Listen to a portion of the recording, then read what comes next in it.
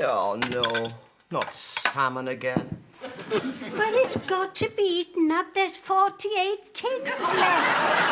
And they're already 9 years past their sell-by date. I'm starting to feel like a sea lion. No, I can't eat any more of this, man. It's ridiculous. I'll be growing bloody fins. I'll be swimming up the Taff backwards to spawn. And anything else, Mum? Yes. Salmon sandwiches. Oh, the hell with this. I'm going on a diet. The only part of a fish I'll ever eat again is its sodding fingers. I can't believe this salmon I haven't sold, though. Nor them 2 jerry cans full of condensed cream left over from the Iran-Iraq war. Do you think they'd be beating down the door? I nearly forgot. A letter came through this morning, Mrs. Applewhite. The postman gave it to me outside by the gate. For me? Oh? It might be a reply to one of my beg-in letters, Ma'am. And I always use your name because they're more likely to give to an old woman. Good thinking, son. It's from your Uncle Tom. Uncle Tom? Oh, dear. He's come in here today. He's in the area on business and he wants to stay for a night or two. Oh, well. What's the matter, Fig? Who is he? Oh, my dad's younger brother. He's a nasty bit of work, boys. Embittered, like. It'll be like having Gollum around the house. I'll try and stay out of his way if I can. You'll have to, son. Why, Ma'am? Well, you know, your dad and him hardly spoke. They were like chalk and cheese. But Tom turned up at the funeral with a will signed by George the week before he died. Now, I don't know why, but I'm afraid your dad left him the house. The house? Yes.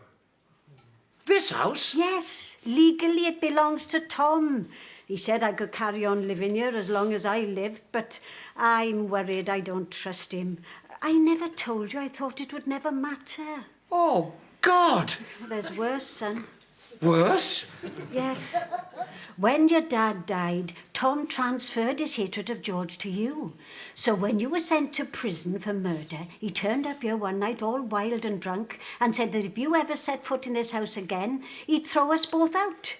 So when you got out, I wrote to him and I told him you joined the French Foreign Legion like you'd always wanted to do, and that you'd died of sunstroke in North Africa. Died? Yes, he thinks you're dead. You never joined the French Foreign Legion, no, Fig, did you? Well, no.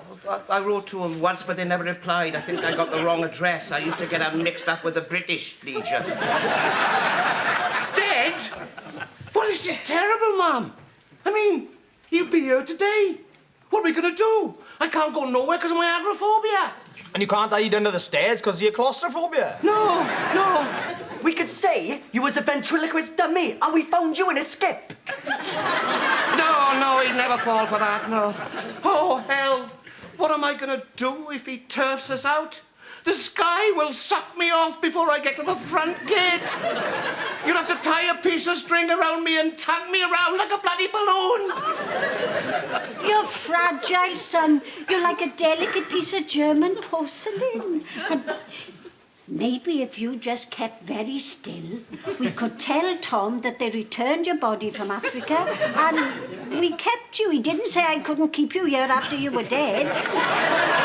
A precondition that probably never occurred to him, Ma'am. He's bound to see me. He'll chuck us out. I feel ill. My neck has gone hard. Like a buffalo's spine it is. Hey, Fig, if you was very, very still, like, you could just like, sit in your chair like that.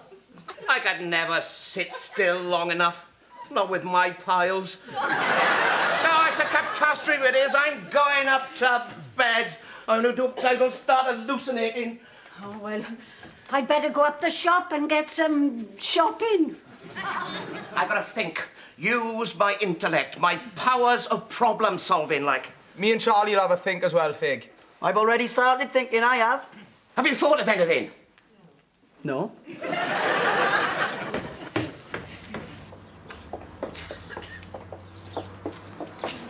Anything good on telly tonight then, Claude? Oh, not much, Mrs. Coles. There's a new Welsh version of This Is Your Life on at 9. What's that called then?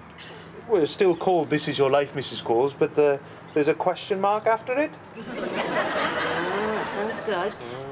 Oh, all right, Mrs. Applewhite. Oh, Claude, I've been wondering, how could a person hide from someone else if they can't actually hide?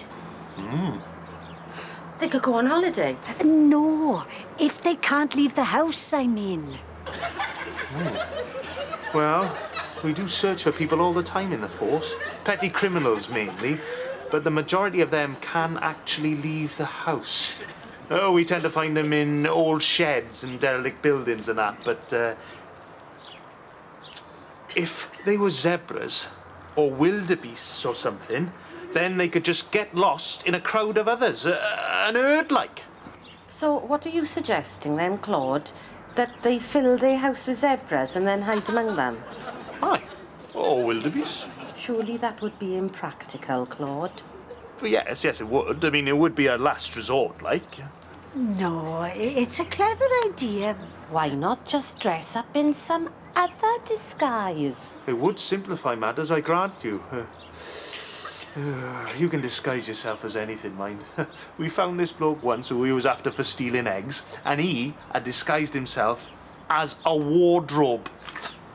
We were searching his house, and that was how we found him. Wouldn't he have been in the wardrobe? Hiding in the wardrobe?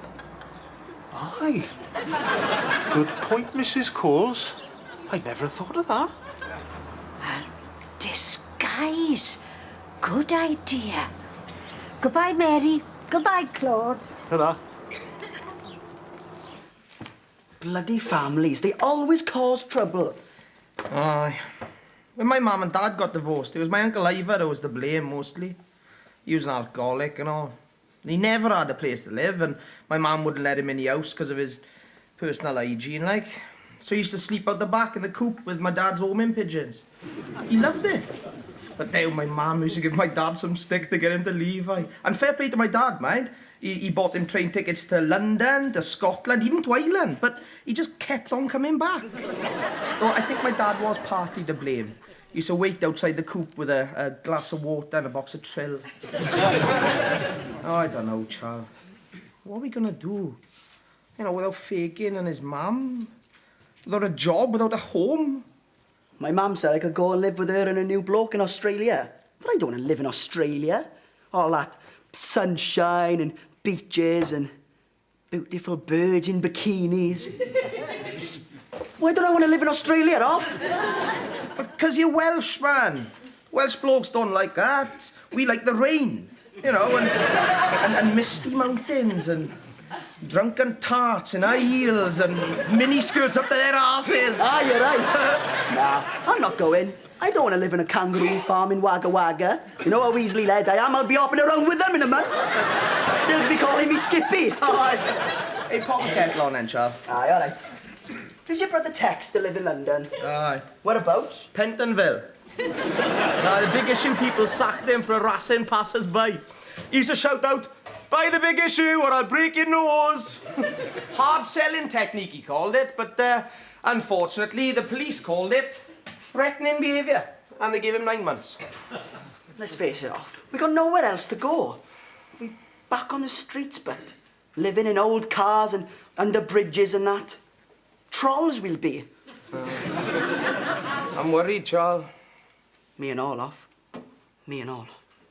A disguise? Yes, Claude said that people disguise themselves as zebras and horses and everything to hide from the police. What, did they get away with it? No. I think it's a good idea, I do. We could dress you up like a deep-sea diver with flippers and an oxygen mask. Then Uncle Tom wouldn't be able to see your face. We could say you was a lodger. Aye. An insane lodger, like. No, he'd suspect something was fishy, boys. If this was a film, we could dress you up like that nanny, that Mrs. Doubtfire. Hey, that's not a bad idea, man. Yes, we could dress you up in some of my old clothes and say you were our au pair. Oh, great. But wouldn't he still see a resemblance to my dad, though? Oh, Tom's none too bright, son. You could wear one of my old wigs and lots of makeup. Oh, I don't know. Go on, Munfig. No, I don't know if I could carry it off. I'm not pretty enough to be a woman. You are, son. You're much prettier than you think, isn't he, boys? Aye. Aye, you're not bad, Fig. Any chance? Aye, you're all right. You got a Valentine's card last Valentine's Day, didn't you? Aye, but only off my mum, like. My Valentine you are, son. I got a Valentine card too once in a slammer, but that's a different story. Well, it could work, I suppose. I mean, there's a lot of ugly-looking bloody women out there, aren't there? Mrs. Phillips' spinster in bingo is so ugly they make her sit on her own. They say she was 6 weeks old before they knew whether she was going to walk or fly. Aye, well, it's the best idea yet, anyway. But all right, let's get on with it. Wonderful. Now, you have a bath and we'll sort out some clothes for you. Aye, nothing too fancy, mind, Mum. Just a bra and a basic bit of tarting up will do. I'm not fussy. I'd settle for looking like Deirdre Barlow.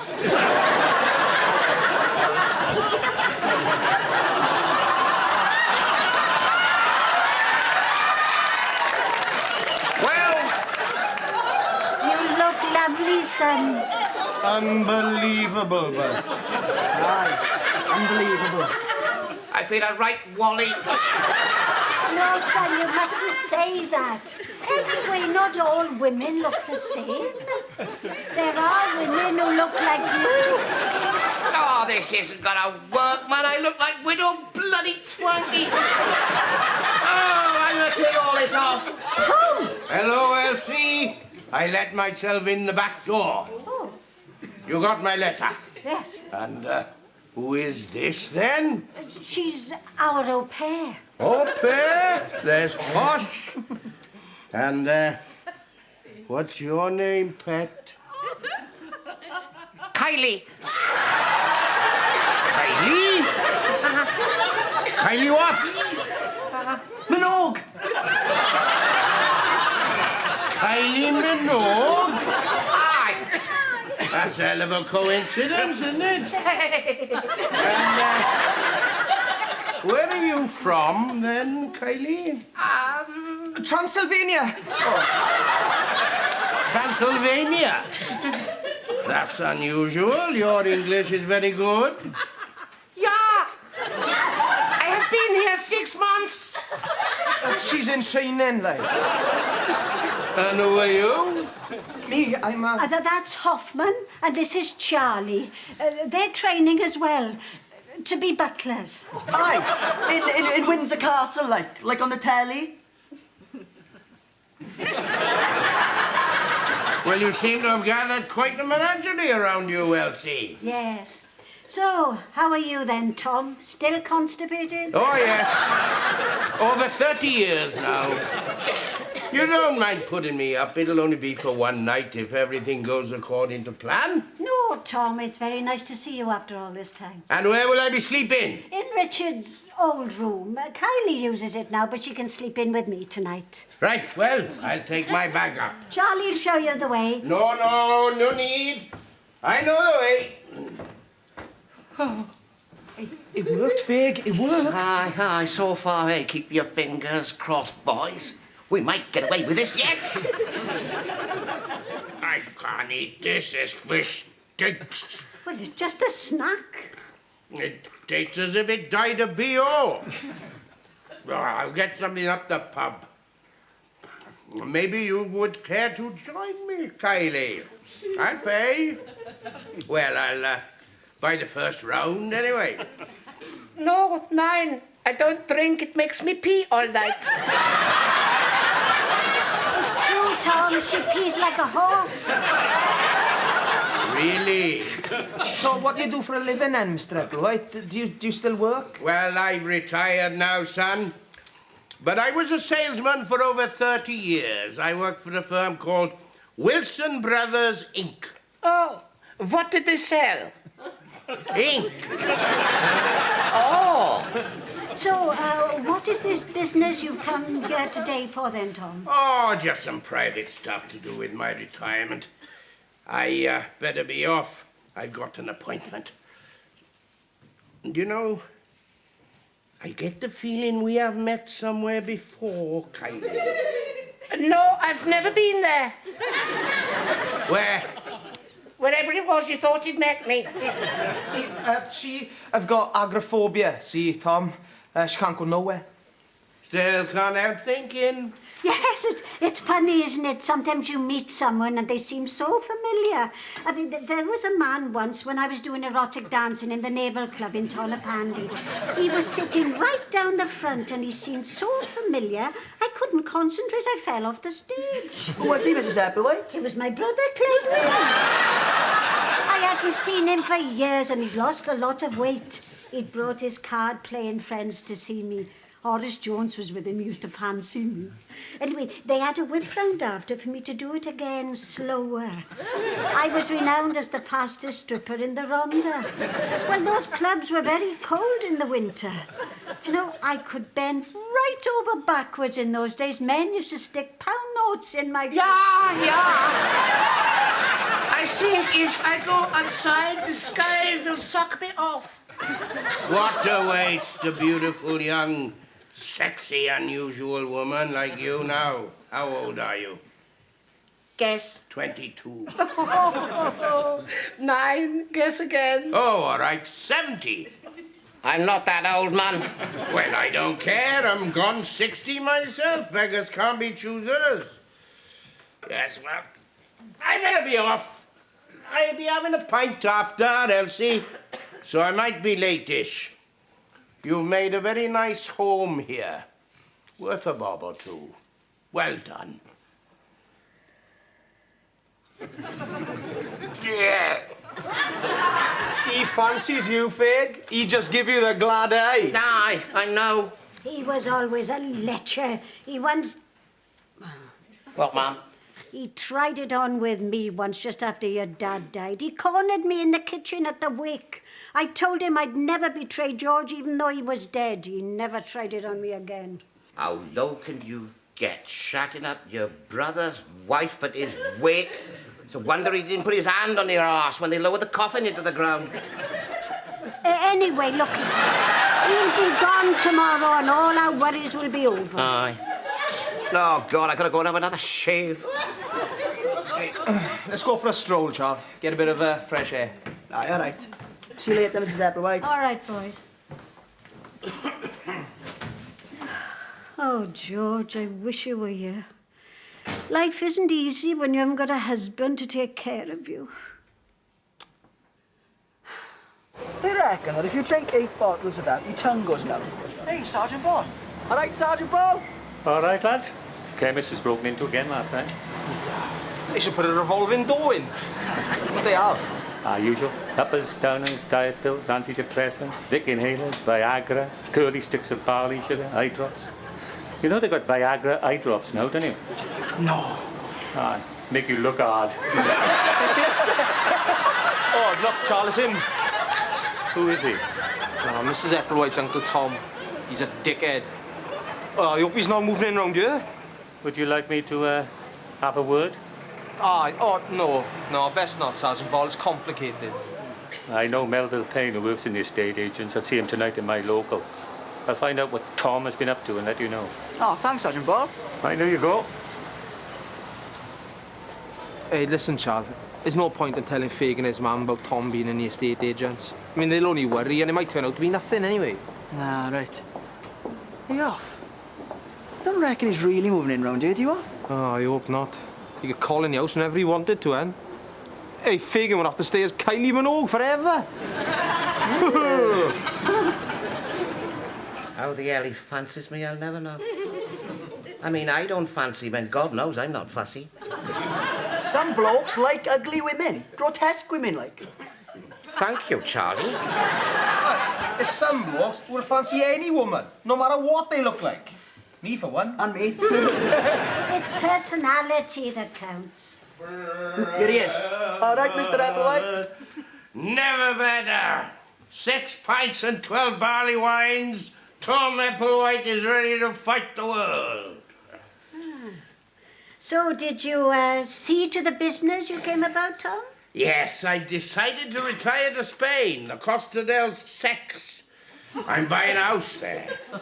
That's why you was in the estate agents, Charles. Aye. Well, this town haven't changed a bit. It's still full of idiots. there was a bloke up the pub whose entire idea of social interaction seemed to be limited to taking out his false teeth, biting people on the side of the neck, and then howling like a dog. Oh, that would be Howlin' Vince the vampire. He's mentally ill. You don't say. Oh, he was hit on the head with a cricket ball. Oh, that's why he kept leaping up in the air and shouting, how's that, was it? Yes. Well, I could do with a nice cup of tea, Kylie. I'll make it, Mr. Applewhite. No, eager as you young lads are to demonstrate your domestic talents. I would far prefer a cup made by Kylie's delicate little hand. Yeah, I will make it. So, you'll be leaving Wales then, Tom? Yes, you'll be seeing the back of me forever. Now, I'll just go and give Kylie a little spot of encouragement. No, she doesn't like people watching her make tea.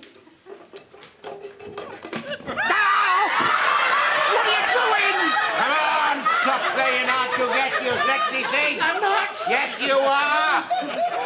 Come on, you know all painted love. Any woman who looks like Les Dawson has to get it whenever she can. No. Listen. I'm a virgin. Well, that's all very well, but you can't take your maidenhood to the grave with you. I mean, God wouldn't want that, would he? Now, look. I got some Viagra up the pub and some curly sticks of barley sugar. No, stop it. My mom, Mrs. Applewhite will hear you. Oh, I don't care. Let's go out to the coal shed. I'll be sensitive. I'll put down some old sacks. No, I can't. It is that time of the month. Well, I don't care. Oh, Doops-a-daisy, my knee just rolls up.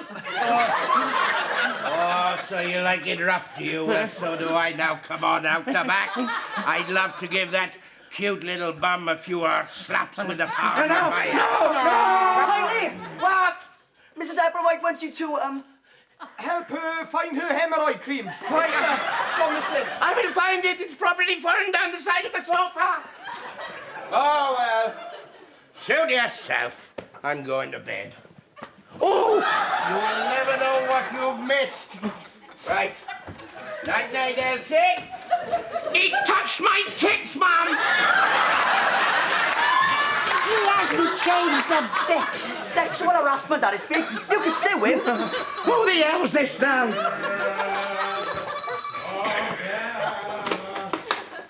It's the Applewhite Limited. How can I help you? Yeah? Yes, Sergeant Bob, what? What? Oh, right. Thanks. What is it, son? It was Sergeant Ball. He's been talking to the local estate agent in the pub and... Uncle Tom have sold the house, Mum, to a developer. They're exchanging contracts in the morning. Oh, Richard. Oh.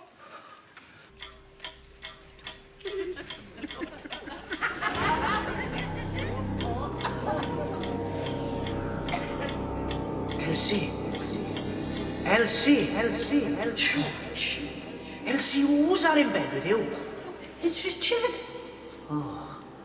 I thought it was Horace Jones for a moment. Tom's here. He's selling the house. I know. Oh. What do you want, George? My old snooker cue.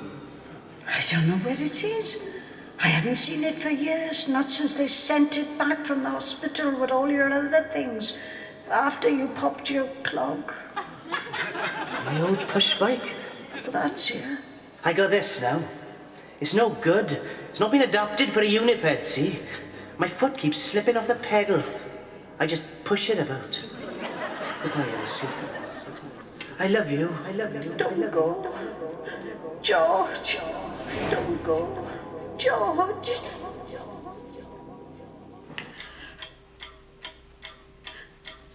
Richard.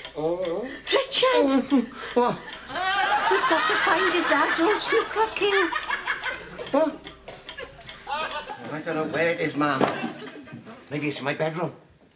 Didn't your dream give you no clues then, Mrs. Applewhite? No.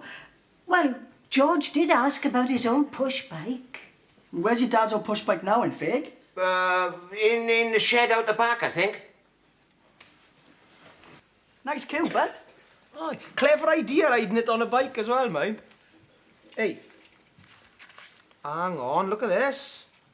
This is on hospital paper. That's George's handwriting.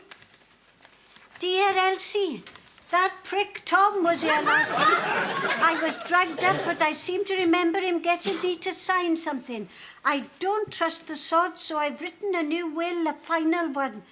It is contained with this letter. When you read this, I'll be dead. It was a good life. Well, not bad anyway. I wish I'd kept my other leg, but there you go. Your ever-loving husband, George. It's a will sign. Signed, dated, everything. What do we say, Mum? He's left everything to us. Oh, thank you, Dad. Let's wake that bastard Tom up now. Show him this. Yeah, no. Leave it till the morning. We'll have a bit of shut-eye first. Revenge is a dish best served cold, boys. Well, I'm going back to bed to dreamland. Hey, Fig. I got an idea how we could kill two birds with one stone, yeah? What's that?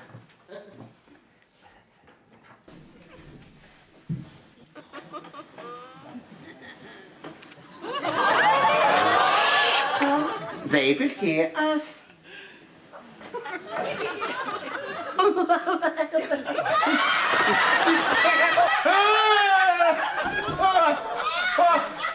Look at Hayley. She's not.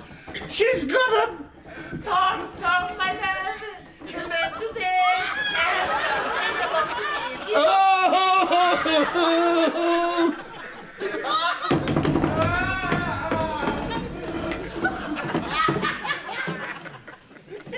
Well, there you are. It's the deeds. Everything is in there. Yeah, well, what I don't understand is, why didn't you sell the house straight away when my dad died? Like, I mean, why let Mum stay living here? Because I loved her. But I have changed. Unrequited love can make a man bitter. No point in saying I'm sorry. I'm just as shit. George got all the good qualities and the girl. I got nothing. There was no need, Tom. We could have been friends. Maybe. Oh, and I am sorry I put my hand on your ass when they were lowering George's coffin. I'm not proud of it. But I was controlled by my libido. Anyway, so long. What's a libido, Fig? It's where people go for a swim. What I can't get over, though, is us being robbed in the night, and last night of all nights. You boys must have left the back gate open. Sorry, Mrs. Epplewhite. Well, these things happen, see, Mum? Yes, but what I found strange was they didn't take anything valuable. All they took were 48 tins of salmon and 2 jerry cans of cream. I mean, what sort of burglars would only steal fish and cream? Cat burglars.